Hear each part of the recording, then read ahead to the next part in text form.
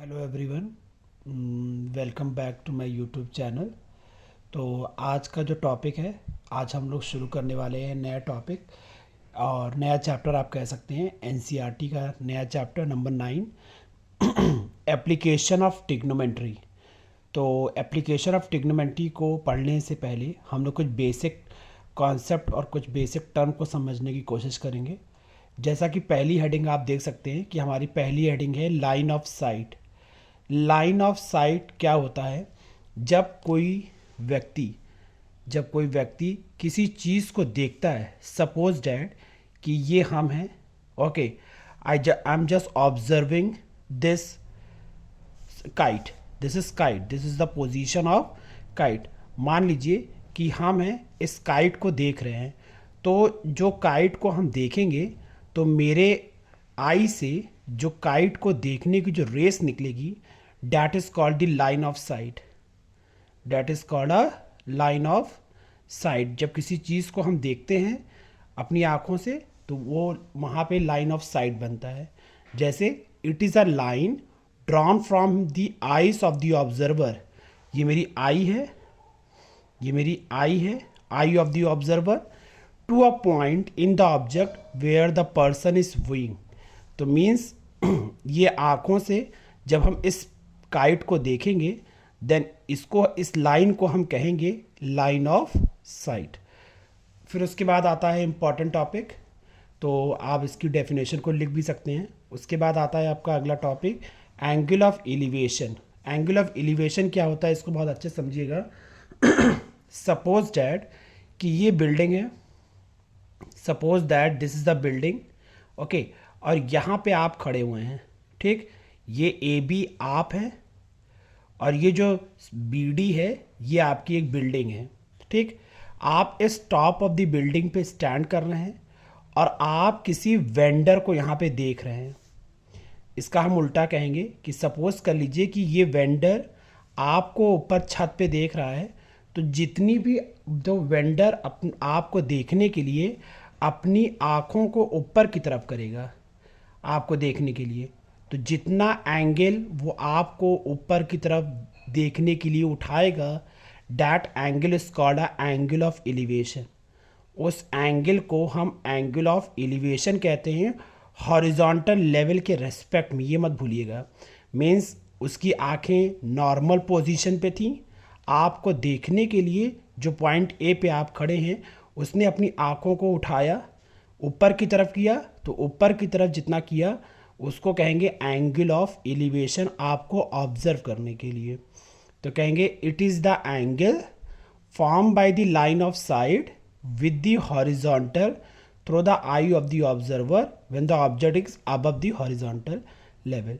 तो इस बात का बिल्कुल ध्यान रखिएगा, जब हम किसी व्यक्ति को नीचे से ऊपर की ओर देखते हैं तो हॉरिजॉन्टल लेवल के डायरेक्शन की रिस्पेक्ट में वो एंगल ऑफ एलिवेशन बनता है। एलिवेशन का मतलब एलिवेटर। जब हम एलिवेटर, ये वर्ड आया है एलिवेटर, जब हम किसी को एलिवेट करते हैं, ऊपर की तरफ उठाते हैं, तो हम कहते हैं एंगल ऑफ एलिवेशन। नीचे से ऊपर की ओर एंगल ऑफ एलिवेशन, ओके। उसके बाद हम बढ़ते हैं अगला एंगल ऑफ डिप्रेशन की तरफ। एंगल ऑफ डिप्रेशन क्या होता है? एंगल ऑफ डिप्रेशन को आप कह सकते हैं it is the angle form by the line of site when the horizontal when the object is below the horizontal level। मतलब आप सेम पोजीशन, आप बिल्डिंग के टॉप पे हैं, आपकी पोजीशन ए पे है, वेंडर पॉइंट पी पे है। अब यहाँ पे उल्टी कहानी है, आप टॉप ऑफ द बिल्डिंग से वेंडर को देख रहे हैं, तो ये आपका हॉरिजॉन्टल लेवल है। आप आप अपनी जितनी आँखों को नीचे की तरफ बेंड करेंगे, नीचे की तरफ बेंड करेंगे इस वेंडर को देखने के लिए, that is called a angle of depression. तो यहाँ पे आप यहाँ पे थे, आप इस वेंडर को देख रहे हैं जो पॉइंट पी पे है, आप अपने हेड को नीचे की तरफ बेंड कर रहे हैं, अपनी आइज को नीचे की तरफ बेंड कर रहे हैं, तो इसको कहेंगे angle of depression, angle of depression, okay. तो उम्मीद है कि आपको एंगल ऑफ एलिवेशन और एंगल ऑफ डिप्रेशन समझ में आ गया होगा। अब हम बढ़ते हैं अपने थोड़े से अलग टॉपिक पे, कुछ क्वेश्चंस रिलेटेड। सपोज करिए कि ये बिल्डिंग ए बी है और आप यहाँ टॉप ऑफ द बिल्डिंग पे स्टैंड कर रहे हैं। तो जब आप इस वेंडर पॉइंट पी को आप जब ऊपर से नीचे की ओर देखेंगे, तो ऊपर से नीचे की ओर देखने के लिए आप अपने हेड को नीचे की तरफ बेंड करेंगे। तो इसको हम कहते हैं एंगल ऑफ डिप्रेशन। इसको हम कहते हैं एंगल ऑफ डिप्रेशन। जब नीचे से आप ऊपर की ओर देखेंगे, जब आपको वेंडर ऊपर की ओर देखेगा तो अपनी आँखों को ऊपर की तरफ करेगा, तो इसको कहते हैं एंगल ऑफ एलिवेशन। इसको कहते हैं एंगल ऑफ एलिवेशन। अब कुछ बच्चों को बहुत कंफ्यूजन होती है। कुछ बच्चे हमसे कहते हैं कि सर क्या angle of elevation angle of depression के इक्वल होता है? तो ऐसा नहीं है। Some cases it depend upon the condition, depend करता है कि कंडीशन कैसी है। तो जैसा कि आप यहाँ देख सकते हैं, इस कंडीशन में एंगल ऑफ डिप्रेशन आपका एंगल ऑफ एलिवेशन के बराबर है बाई अल्टरनेट एंगल। कौन सी प्रॉपर्टी से है? अल्टरनेट एंगल पे की वजह से ये दोनों एंगल आपस में इक्वल है। मगर अभी हम क्वेश्चन को थोड़ा सा अलग चेंज कर दें। सपोज़ करें कि यहाँ पे ए है, ये ए बी है, और सपोज़ करते हैं कि यहाँ पे कोई एक बच्चा पॉइंट ए पे स्टैंड कर रहा है, ओके, और यहाँ पे आपका टावर है। आपको यहाँ पे कॉमन सेंस को भी यूज़ करना होगा कि टावर हमेशा बिल्डिंग से बड़ा होता है। सपोज़ कर लीजिए कि ये सामने बिल्डिंग है, ये आपका टावर है। जब आप बिल्डिंग के टॉप से टावर के टॉप को देखेंगे तो हॉरिजॉन्टल लेवल के रेस्पेक्ट में होगा। आपकी आंखों का लेवल, लाइन ऑफ साइट आपकी बिल्कुल ऐसे थी। आपने जब इसके टॉप को देखा तो अपनी आंखों को ऊपर की तरफ उठाया, तो ये कहलाता है एंगल ऑफ डिप्रेशन। इसको सॉरी, एंगल ऑफ एलिवेशन। ये कहलाता है एंगल ऑफ एलिवेशन। क्यों? क्योंकि आपने अपनी आँखों को ऊपर की तरफ उठाया। जब आप अपनी आँखों को ऊपर की तरफ उठाएंगे इसके टावर के टॉप को देखने के लिए, तो यहाँ कहलाएगा एंगल ऑफ एलिवेशन। यही पॉइंट से आपको टावर के बॉटम को देखना है। तो टावर के फुट कहाँ पे है? तो टावर का फुट यहीं पे है। तो जब आप नीचे की ओर देखेंगे तो अपने आँखों को नीचे की तरफ झुकाएंगे, तो इसको कहते हैं एंगल ऑफ डिप्रेशन। इसको क्या कहते हैं? एंगल ऑफ डिप्रेशन कहते हैं। डन। तो अब यहाँ पे आप नहीं कह सकते कि आपका angle of elevation angle of depression के बराबर है। ओके, तो यहाँ पे angle of elevation angle of depression के इक्वल नहीं होगा। तो ये आपको हमेशा ध्यान रखना पड़ेगा कि हमेशा इक्वल नहीं होता, डिपेंड अपॉन द कंडीशन। अगर कभी कंडीशन में अगर अल्टरनेट एंगल आपस में इक्वल हो गया तो हो सकता है, नहीं है तो नहीं होगा, क्योंकि इस क्वेश्चन में अल्टरनेट नहीं लगेगा। उम्मीद है। तो ये आपका एक इंट्रोडक्शन पार्ट था एप्लीकेशन ऑफ ट्रिग्नोमेट्री। कुछ क्वेश्चंस करेंगे इसके और बेसिक कॉन्सेप्ट को समझने के लिए। अब हम देखते हैं एनसीईआरटी का एक्सरसाइज 9.1 क्वेश्चन नंबर 2। आप इसमें क्वेश्चन को पढ़ के आपको पहले डायग्राम बनाना होगा, फिगर बनाना होगा, उसके हिसाब से आपको सॉल्व करना होगा। तो आप फिगर तब बना पाएंगे जब आप क्वेश्चन की लैंग्वेज को समझ पाएंगे। ऑलराइट, तो आप इस क्वेश्चन की एक एक लाइन को समझिएगा। A tree breaks due to storm. Question में कह रहा है क्योंकि ट्री है, जो पेड़ है, वो स्टॉर्म की वजह से टूट रहा है। तो सबसे पहले हम एक पेड़ बनाएंगे। हमारे पास ये ट्री है, ए बी हमारे पास ट्री है, ठीक, जो पॉइंट सी से टूट जाएगा। ये जो पॉइंट सी से ये पॉइंट सी पे आपका ए बी ट्री टूट जाएगा। जब ये A B tree C point से टूटेगा तो ये ऊपर वाला जो हिस्सा है वो नीचे की तरफ ऐसे ही तो गिर जाएगा। ये पॉइंट सी आपका, ये पॉइंट ए ऊपर से गिर के नीचे की तरफ आ जाएगा। तो मीन्स हम पॉइंट ए ऊपर भी है, पॉइंट ए आपका नीचे आ गया। इसको हम ए डैश कह लेते हैं। डन। तो देखिए, a tree break due to storm. A dash B मेरा पेड़ था, पॉइंट सी से टूटा, जाकर नीचे गिरा पॉइंट ए पे, and the broken part bend so that the top of the tree touches the ground. तो ट्री का जो टॉप है वो ग्राउंड को टच कर रहा है, गिर गया पेड़। Touches the ground making an angle 30 degree. कितना एंगल बना रहा है ग्राउंड से? 30 डिग्री।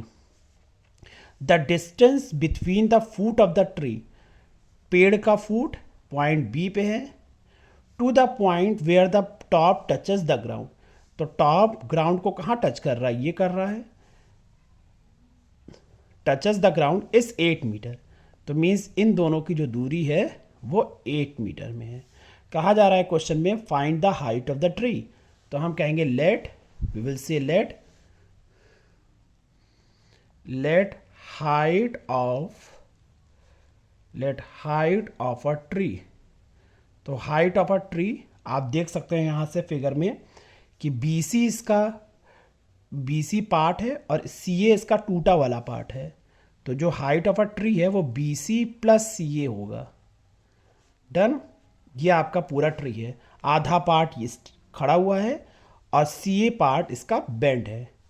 अब हम देखेंगे यहाँ पे कि हम पहले यहाँ पे इसको CB निकालेंगे, उसके बाद हम यहाँ पे CA निकालेंगे। जैसा कि ये राइट एंगल ट्राइंगल है, अगर हम इन दोनों की वैल्यूज़ को रिलेट करें तो हमको पता है ट्रिग्नोमेट्रिक रेशियो, पाकिस्तान भूखा प्यासा, हिंदुस्तान हरा भरा। उम्मीद है कि सब बच्चों को ट्रिग्नोमेट्रिक रेशियोज आती होंगी कि पहले टर्म को हम साइन थीटा कहते हैं, जिनको नहीं आता वो देख सकते हैं। पहले टर्म को हम साइन थीटा कहेंगे, दूसरे टर्म को हम कॉस थीटा कहेंगे और तीसरे टर्म को हम टेन थीटा कहेंगे। डन। तो अब आप देख सकते हैं कि अगर हम परपेंडिकुलर और बेस की बात करें तो परपेंडिकुलर बेस टेन थीटा में आता है। तो हम कहेंगे in triangle C B A tan 30 degree का फार्मूला परपेंडिकुलर अपॉन बेस। तो ये परपेंडिकुलर है, CB मेरा परपेंडिकुलर है और बेस मेरा BA है। टेन 30 की वैल्यू कितनी होती है? टेन 30 की वैल्यू 1/√3 होती है। हमको CB की वैल्यू नहीं पता है, मगर हमें BA की वैल्यू फिगर से देख के ले सकते हैं। 8 क्रॉस मल्टीप्लाई करेंगे तो 8 = √3 CB हो जाएगा और √3 को हम नीचे की तरफ करेंगे तो 8/√3 आपका CB आ जाएगा। डन। तो हमारे पास CB की वैल्यू आ गई। डन। अब हम क्या करेंगे? अब हम फिगर को फिर से देखेंगे। हमने ये वाला पार्ट निकाल लिया, आप देख सकते हैं। अब हमको ये वाला पार्ट निकालना है। इस पार्ट को निकालने के लिए जैसा कि आप देख सकते हैं कि ये हाइपोटेनस है और ये बेस है। तो हाइपोटेनस और बेस का कॉन्सेप्ट कॉस में आ रहा है। सेकंड वाला देखिए, बेस अपॉन हाइपोटेनस को हम कहते हैं कॉस थीटा। तो हम कहेंगे in triangle CBA cos 30 degree is equal to base upon hypotenuse. तो BA अपॉन CA। cos 30 की वैल्यू की बात करें तो √3/2 cos 30 की वैल्यू होती है। BA हमें 8 दिया गया है और CA की वैल्यू हमें नहीं मालूम है।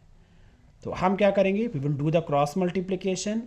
√3 × CA इज इक्वल टू 2 8 16। तो CA की वैल्यू हमारे पास 16/√3 हो जाएगी। डन।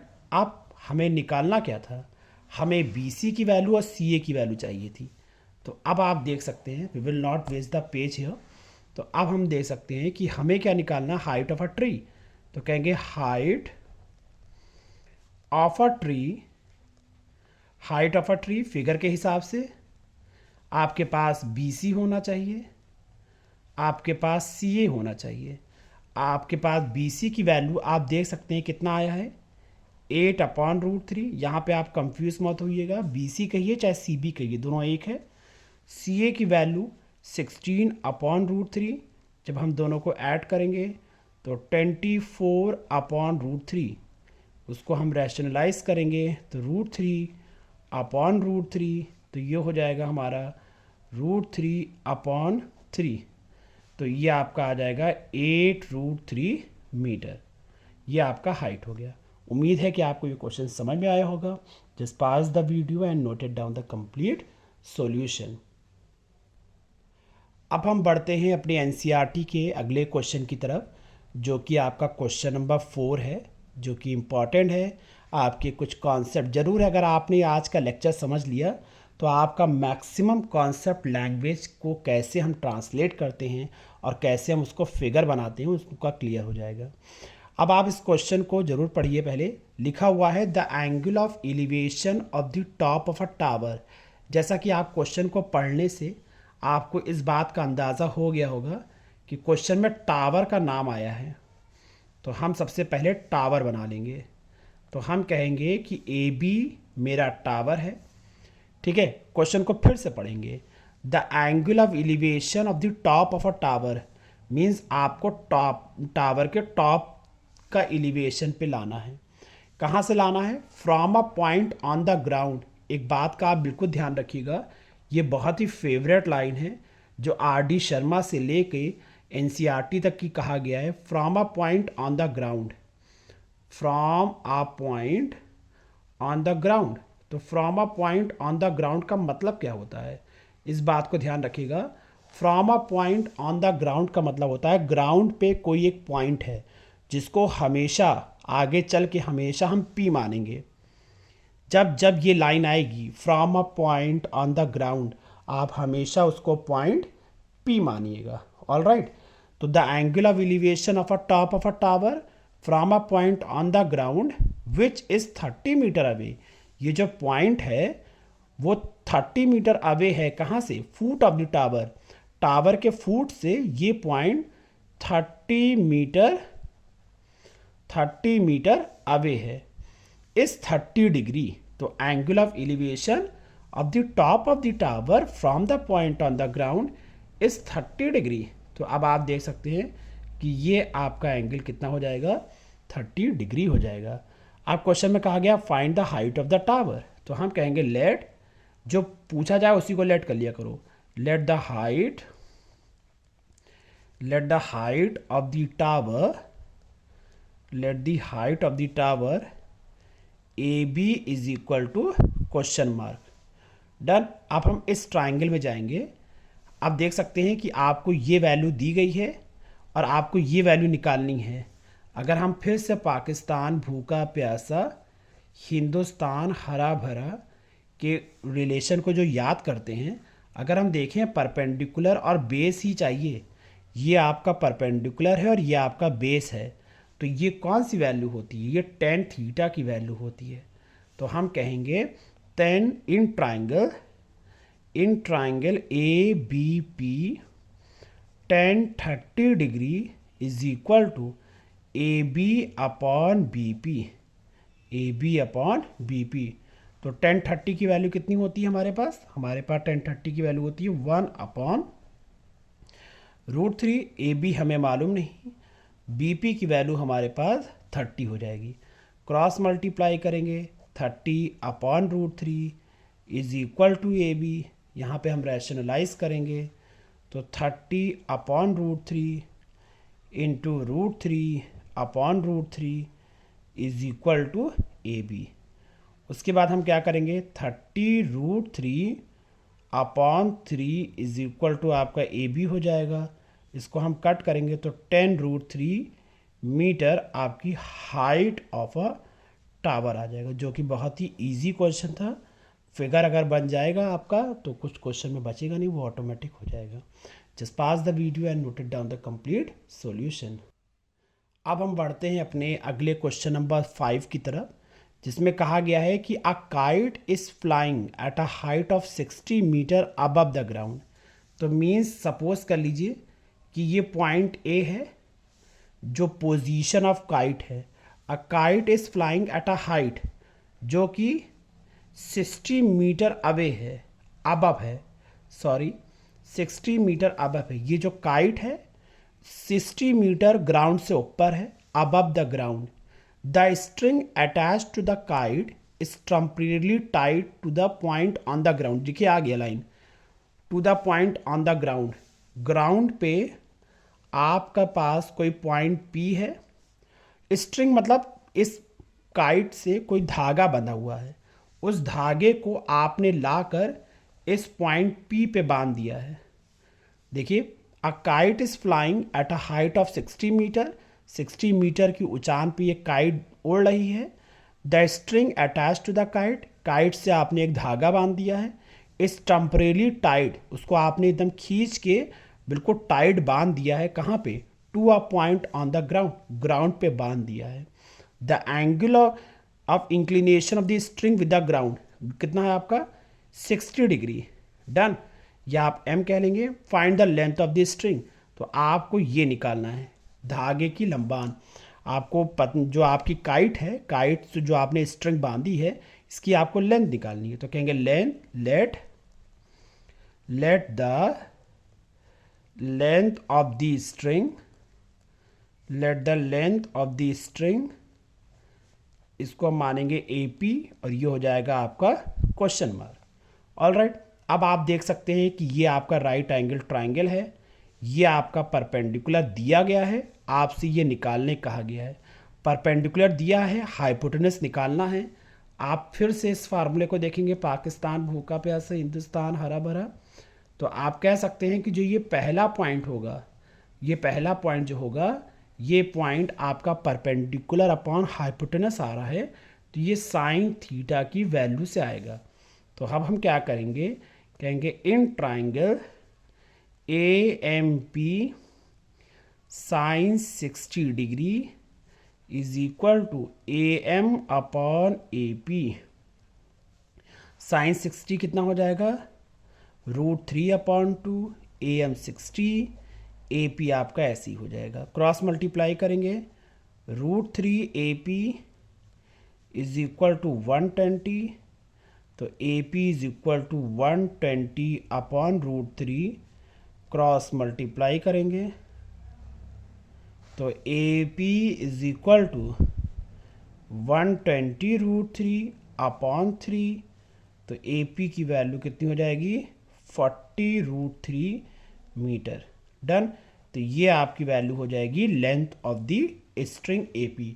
एक बात का बिल्कुल ध्यान रखिएगा कि अगर क्वेश्चन में √3 की वैल्यू दी गई होगी तभी हम यहाँ पुट करेंगे, वरना हम ऐसे ही आंसर डिक्लेयर कर देंगे। ऑलराइट, तो उम्मीद है कि ये भी क्वेश्चन आपको समझ में आया होगा। Just pass the video and noted down the complete solution. अब हम आते हैं अपने अगले क्वेश्चन, जिसको इम्पॉर्टेंट क्वेश्चन है ये NCERT का। Question number 6। क्वेश्चन को पढ़ के फिगर बनाना ही बहुत बड़ा टास्क होता है, तो क्वेश्चन को पढ़ेंगे और धीरे धीरे फिगर बनाने की कोशिश करेंगे। 1.5 मीटर टॉल बॉय, ये आपको सबसे पहले कहा गया है कि आपके पास एक बॉय है, तो हम पहले एक बॉय बना लेंगे। ये AB मेरा बॉय है, ठीक, जो ग्राउंड पे खड़ा हुआ है। AB 1.5 मीटर टॉल है। ये AB मेरा 1.5 मीटर टॉल बॉय जो कि मैंने बना लिया है, is standing at some distance, जो कुछ ही दूरी पे खड़ा है, from a 30 metre tall building. तो ये मेरी बिल्डिंग है जिसको हम यहाँ पे CD मान रहे हैं। ये मेरी बिल्डिंग है, is standing at some distance from a 30 metre tall building, जो कि 30 मीटर टॉल बिल्डिंग से कुछ ही दूरी पे खड़ा है। The angle of elevation from his eyes, जो ये जो बॉय है इसकी आँख कहाँ पे होगी? पॉइंट A पे इसकी आँख है। From his eyes to the top of the building, तो बिल्डिंग का टॉप ये है, ये इसको मिला देंगे। एंगल ऑफ एलिवेशन की बात हो रही है, तो ये मेरा angle of increases from 30 degree, जो कि 30 डिग्री से 60 डिग्री हो जाएगा as he walk toward the building. जैसे ही ये बच्चा बिल्डिंग की तरफ बढ़ेगा, जैसे ही ये बच्चा बिल्डिंग की तरफ बढ़ेगा, इसको हम PQ कहेंगे। ये बच्चा जैसे बिल्डिंग की तरफ बढ़ने लगता है तो angle of elevation top of the building से इसका एंगल ऑफ एलिवेशन 60 डिग्री हो जाता है। ठीक है, पहले जब वो AB के पोजीशन पे होता है तो the angle of elevation from his eyes to the top of the building 30 degree होता है। जैसे ही वो बिल्डिंग की तरफ आगे की ओर बढ़ता है तो एंगल ऑफ एलिवेशन 30 से 60 हो जाता है। ओके, तो कह रहे हैं find the distance he walk towards the building. तो आप कहेंगे let the distance he walk towards the building, he walk towards the building, he walk toward the building. अब आप देखें कि ये बच्चा कितनी दूर बिल्डिंग की तरफ बढ़ा, एपी डिस्टेंस, तो हमको एपी निकालना है, बिल्डिंग की तरफ बढ़ा है। डन। एक बात का हमेशा ध्यान रखिएगा कि जब हम बिल्डिंग की तरफ जैसे जैसे करीब जाएंगे आपका एंगल बढ़ता रहेगा, इसलिए कभी कंफ्यूज मत होइएगा। 30 से 60 हुआ, 60 से 90 हो जाएगा। आप ये नहीं कह सकते कि ये 60 होगा, ये 30 होगा, ये 90 होगा। जैसे जैसे हम बिल्डिंग के करीब जाएंगे हमारा एंगल बढ़ता जाएगा, 30 हुआ, 60 हुआ, आगे चल के 90 हो गया। ऑलराइट, तो एपी डिस्टेंस इसने बिल्डिंग की तरफ बढ़ा। जैसे अब एक बात को और ध्यान रखिएगा कि हमेशा हम ट्रिग्नोमेट्री के चैप्टर में हमेशा हम छोटे ट्रायंगल से चलते हैं। इस बात का हमेशा याद रखिएगा कि छोटे ट्रायंगल से अगर आप चलेंगे तो आपको कभी कोई दिक्कत नहीं आएगी। तो देखिए यहाँ पे क्या है, ए बी क्या है, हाइट ऑफ अ बॉय, यहाँ पे जो है वो ए बी है और ए बी की जो वैल्यू है वो 1.5 मीटर है। अब आप फिगर को देख सकते हैं, फिगर को कंप्लीट करने की हम कोशिश करेंगे। ए बी की वैल्यू 1.5 है तो एम डी की वैल्यू भी 1.5 होगी क्योंकि दोनों आपस में इक्वल है। तो आप कहेंगे कि ए बी जो है वो आपके एम डी के बराबर हो जाएगा जो आपका 1.5 मीटर हो जाएगा। जैसा कि आप देख सकते हैं कि पूरी की पूरी बिल्डिंग 30 मीटर थी तो ऊपर का हिस्सा जो होगा वो 30 में 1.5 माइनस हो जाएगा। तो आप कह सकते हैं कि सी एम जो होगा वो 30 माइनस 1.5 हो जाएगा, तो ये हो जाएगा आपका 28.5 मीटर। डन। अब हम छोटे ट्राइंगल से बढ़ेंगे तो हम कहेंगे in triangle C M P. तो जब हम छोटे ट्राइंगल से बढ़ेंगे तो कहेंगे कि देखिए ये परपेंडिकुलर है, ये बेस है, तो कहेंगे 1060 डिग्री हो जाएगा परपेंडिकुलर अपॉन बेस। तो मीन्स आपका सी एम परपेंडिकुलर है और बेस आपका ये हो जाएगा। तो 1060 की वैल्यू होती है √3, सी एम की वैल्यू होती है 30, एम पी हमें नहीं मालूम है। क्रॉस मल्टीप्लाई करेंगे तो √3 M P is equal to 30 हो जाएगा। तो M P is equal to 30 upon √3, ये मेरी एम पी की वैल्यू हो जाएगी। रैशनलाइज करेंगे तो सॉरी, सी एम की वैल्यू यहाँ पे 30 नहीं है, सी एम की वैल्यू यहाँ पे 28.5 है। तो यहाँ पे सी एम की वैल्यू आप 28.5 लिखेंगे, सी एम की वैल्यू 28.5 होगा, सी एम की वैल्यू 28.5, √3 से इसको रैशनलाइज कर लेंगे तो आप कह सकते हैं कि एम पी की वैल्यू 28.5 √3 अपॉन 3। इसको हम कट करेंगे, 3 1 ज़ा तो ये कट जाएगा, 3 9 ज़ा 27, 3 5 ज़ा 15, √3 आपकी एम पी की वैल्यू आ जाएगी। छोटी छोटी कैलकुलेशन का बड़ा ध्यान रखिएगा, गलती होते देर नहीं लगेगी आपको। उसके बाद हम स्मॉल ट्राइंगल की तरफ, फिर हम चलेंगे लार्जर ट्राइंगल की तरफ। लार्जर ट्राइंगल आप देख सकते हैं, लार्जर राइट ट्राइंगल की बात हो रही है, सी एम ए। अब हम चलेंगे सी एम ए, तो जैसे ही हम सी एम ए की तरफ जाएंगे तो हो जाएगा 1030 डिग्री, क्योंकि आप देख सकते हैं इसका एंगल कितना है लार्जर ट्राइंगल का 30 डिग्री।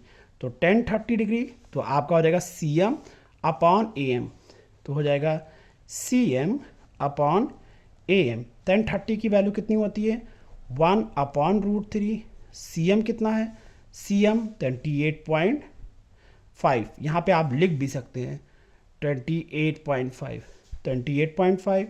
ए एम कितना होगा, ए एम में आप देख सकते हैं दो लोग हैं, A P plus P M, तो ये होगा A P plus P M, तो हो जाएगा 1 अपॉन √3, 28.5। ए पी कितना है, ए पी की वैल्यू आप यहाँ से आपको निकालना है, ए पी आपका ऐसे ही रहेगा। पी एम, पी एम की वैल्यू हम यहाँ निकाल चुके हैं, पी एम कहिए चाहे एम पी कहिए दोनों एक है, तो पी एम की वैल्यू हम निकाल चुके हैं 9.5 √3, क्रॉस मल्टीप्लाई करेंगे तो A P plus 9.5√3 is equal to, इसको मल्टीप्लाई करेंगे 28.5√3। तो आप कह सकते हैं ए पी की वैल्यू हो जाएगी आपकी 28.5√3 माइनस 9.5√3। तो ए पी की वैल्यू आप इन दोनों को माइनस करेंगे 19√3 मीटर। तो ए पी क्या था? ए पी था the distance he walk towards the building. तो ए पी की वैल्यू हमने यहाँ निकाली कि जो बच्चा बिल्डिंग की तरफ बढ़ रहा है, ए पी, ये है ए पी, ये ए पी है। हमने ए पी की वैल्यू निकाल ली जो 19√3 मीटर इसकी वैल्यू आ रही है। हम इस वीडियो को अब यहीं पे एंड करते हैं क्योंकि बच्चों ने कहा था कि सर आपकी वीडियो काफ़ी लंबी हो जाती है तो हमको देखने में दिक्कत बहुत होती है, इतनी लंबी वीडियो हम नहीं देख पाते हैं, कभी कभी दिक्कत आ जाती है। तो आज की इस वीडियो का इंट्रोडक्शन पार्ट और एनसीईआरटी क्वेश्चन को पार्ट 1 के नाम से हम यहाँ एंड करते हैं और कल आपको इसके रिमेनिंग क्वेश्चंस की वीडियो मिलेगी।